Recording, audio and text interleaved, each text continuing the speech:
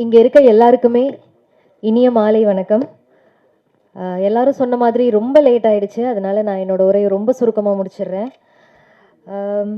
இங்கே மேடையில் இருக்கிற லோக்சபா எம்பி புரட்சி தமிழர் நம்மளோட தொல் திருமாவளவன் சார் அவர்கள், நான் ரொம்ப பார்த்து வியந்திருக்கேன் அவங்களோட பேச்செல்லாம். நான் வந்து நியூஸ் டிபார்ட்மெண்ட்டில் இருக்கும்போது இவங்களை பற்றி நிறைய நியூஸ் படிச்சிருக்கேன். ஸோ அப்போலேருந்து எந்த ஒரு அரசியல் தலைவர்களும் பார்க்கும்பொழுது ஒரு ஒரு என்ன சொல்கிறது, ஒரு அட்மயர் ஒரு திங் வரும்ல, அவங்கள நேரில் பார்க்கும்போது எனக்கு அப்படி இருந்துச்சு. இந்த ஒரு நம்ம நெல்லை பாய்ஸோட இசை வெளியீட்டு விழாக்கு, ட்ரெய்லர் வெளியீட்டு விழாக்கு அவங்களோட அவ்வளோ வேலைகளையும் கொஞ்சம் தள்ளி வச்சுட்டு அவங்களோட ப்ரெஷியஸ் டைமை நமக்காக கொடுத்ததில் ரொம்ப நன்றி. அண்ட் இங்கே வந்திருந்த லைக்கா ப்ரொடக்ஷனோட ஹெட் மிஸ்டர் ஜிகேஎம் தமிழ்குமரன் சாருக்கும், தமிழ் ஃபிலிம் ப்ரொடியூசரோட பிரசிடெண்ட் மிஸ்டர் முரளி சார் அவங்களுக்கும், நம்மளோட தமிழ் இண்டஸ்ட்ரியில் ஒரு மறக்க முடியாத ப்ரொடியூசர்ஸ்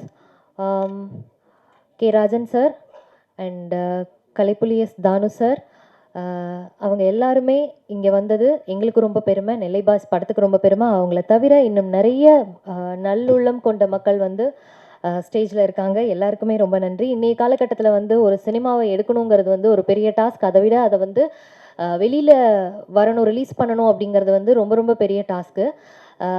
எல்லோரும் சொன்ன மாதிரி தான் இந்த நெல்லை பாய்ஸ் வந்து பெரிய போராட்டத்துக்கு அப்புறம் இன்றைய காலகட்டத்தில் என்னென்னலாம் டெக்னாலஜிஸ் இருக்கோ அந்த டெக்னாலஜிஸோட ரிலீஸ் பண்ண இருக்காங்க. உங்களை மாதிரியே நானும் ரொம்ப ஆர்வமாக பார்க்குறதுக்கு வெயிட் பண்ணிகிட்டு இருக்கேன். இந்த 2 சாங்ஸ் பார்க்கும்போதே எனக்கு செமையாக இருந்துச்சு. சூப்பராக வந்திருக்கு படம் அப்படிங்கிற ஒரு எண்ணம். இவ்வளோ போராட்டத்தை தாண்டி இந்த படத்தை வெற்றிகரமாக வெளியில் கொண்டு வந்து மக்கள்கிட்ட கொண்டு போய் சேர்க்குற எங்களோட ப்ரொடியூசர் ராஜா சாருக்கு நான் ரொம்ப பெரிய நன்றி தெரிவிச்சுக்கிறேன். ஏன்னா எந்த ஒரு ப்ராடக்ட்டுமே வந்து வெளியில் வந்து மக்கள் பார்த்தா தான் அந்த ப்ராடக்ட்டுக்கு வேல்யூ அப்படிங்கிறதுனால. அதுக்கப்புறம் எங்களெல்லாம் ரொம்ப அழகாக இயக்குன எங்களோட இயக்குனர், ரொம்ப நன்றி கமல்ஜி. அதுக்கப்புறம் என்னோட ஒர்க் பண்ண கோ ஆர்டிஸ்ட், என்னோட க்ரூ எல்லாருக்குமே ரொம்ப நன்றி. ரொம்ப அழகாக வந்து மியூசிக் போட்டிருக்காங்க மியூசிக் டைரக்டர் அண்ட் நம்மளோட லிரிசிஸ்ட் அவங்களுக்குமே, மதன்குமார் அவங்களுக்குமே ரொம்ப பெரிய நன்றி. எந்த ஒரு டைரக்டருமே வந்துட்டு ஒரு கதை ஒரு கான்செப்டை எடுத்துகிட்டு போகும்போது அந்த கதையை வந்துட்டு ஒரு காம்ப்ரமைசேஷன் இல்லாமல் அவங்க எடுத்துகிட்டு போன கதையை அப்படியே வெளியில் விடுறாங்க அப்படிங்கும்போது தான் அந்த டைரக்டருக்கு வெற்றின்னு நான் நினைக்கிறேன். அதை வந்து கமல்ஜி பண்ணியிருக்காங்க அப்படின்னு நான் யோசிக்கிறேன்.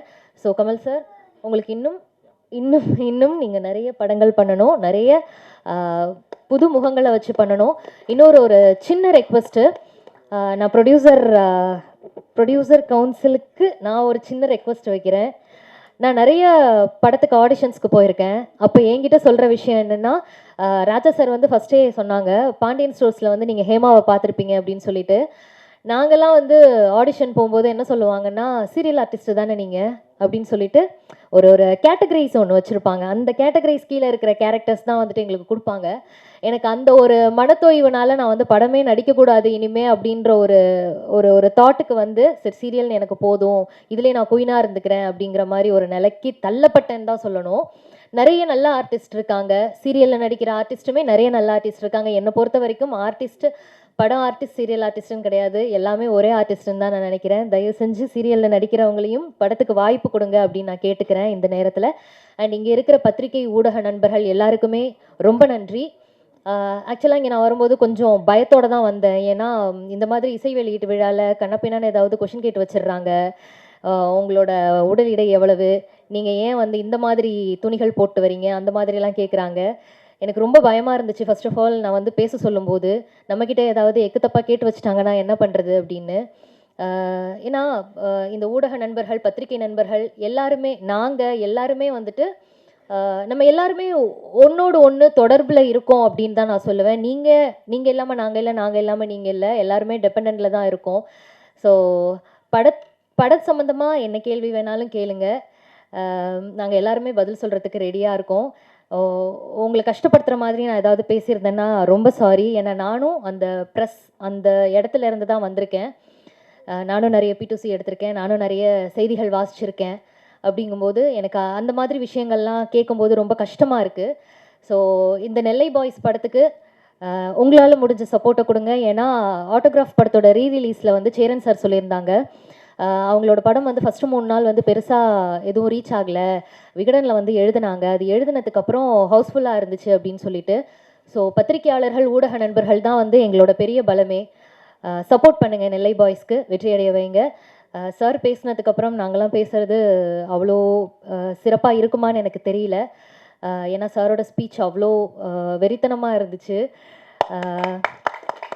எனக்கு இன்னொரு விஷயம் நான் சொல்லணும். இந்த ஒரே ஸ்டேஜில் வந்து சிறுத்தையும் புலியையும் ஒன்றா உட்கார வச்சுருந்தோம். எனக்கு ரொம்ப சந்தோஷமாக இருந்துச்சு. கொஞ்சம் அரசியலுமே வந்துட்டு எனக்கு ஒரு பிடிச்ச களம் தான். ஏன்னா நம்ம நியூஸ் டிபார்ட்மெண்ட்டில் இருந்ததுனால அரசியல் செய்திகள் நிறைய வாசித்து அந்த அரசியல் களத்தில் சார் பேசும்போது அப்படியே யோசிச்சுட்டு உட்காந்துருக்கேன், என்னென்னலாம் இருக்குது, எப்படி அழகாக சம்மந்தப்படுத்தி கோர்வையில் பேசுகிறாங்க அப்படின்னு சொல்லிட்டு. ரொம்ப நன்றி சார். அண்ட் இவ்வளோ நேரம் தாமதமாயுமே பேச ஆரம்பித்தோன்னே இவ்வளோ என்னோடய பேச்சுக்கு கொஞ்சம் மதிப்பு கொடுத்து இவ்வளோ அழகாக பொறுமையாக உட்காந்து கேட்ட எல்லாருக்குமே ரொம்ப நன்றி. இந்த வாய்ப்பளித்த எல்லாருக்குமே ரொம்ப நன்றி. நான் பேசுனதில் ஏதாவது தவறு இருந்தால் தயவு செஞ்சு என்னை மன்னிச்சிருங்க. நன்றி.